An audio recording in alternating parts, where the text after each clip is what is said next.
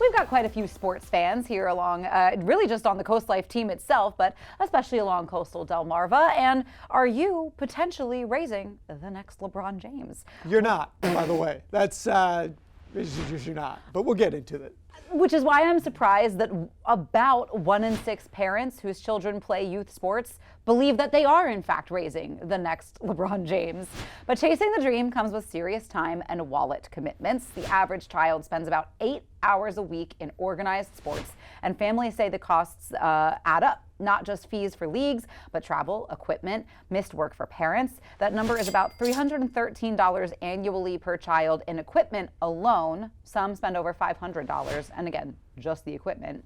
The trend says as much about today's culture of early specialization and parent investment as it does about athletic talent. Parents hope, they hope the glory, but they're also investing heavy time, money, and emotion up front. Charlie, I know you have thoughts about this one. I do, and I actually, see you gritting your teeth. It's actually two different conversations, Yeah. and I want to get to the one about youth sports in general in a minute. But first, we just have to start with the: Are you raising the next LeBron? Because you're not. Okay. Here are the numbers that you need to know. There's only ever been about 4,800 NBA players in the history of time. LeBron James is, at worst, the second best NBA player of all time. He might be the best NBA player of all time.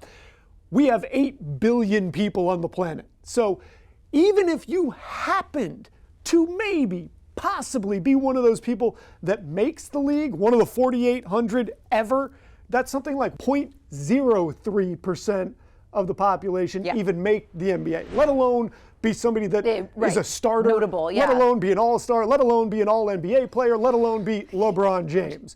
So it's not going to happen. In fact, the numbers are so bad. If you're just talking about making it, of all the high school basketball players in the country, only 1% of high school boys make Division I basketball. Only 1.2% of high school girls make Division I basketball. So the odds are against you, and that's before we start asking, are you 6'10"? Are you an athlete that nobody has ever seen before? Can you jump out of the gym, handle and shoot? Can you handle the pressure of the media? Can you do a million different things? I don't know if that's just a difficult realization or because maybe because I had siblings that we humbled each other a lot of the time, but and I wonder what it does have to be like for parents who do have a kid that is so athletically talented just out of the gate that you're like, oh my gosh, we have to do something with this kid. But that has to be so incredibly rare, like we've said. And then however many parents think that your kid can do a cartwheel and you're like, oh, Olympic gymnast right there, let's go. So I don't know how hard that is for parents to see their kids in an honest light.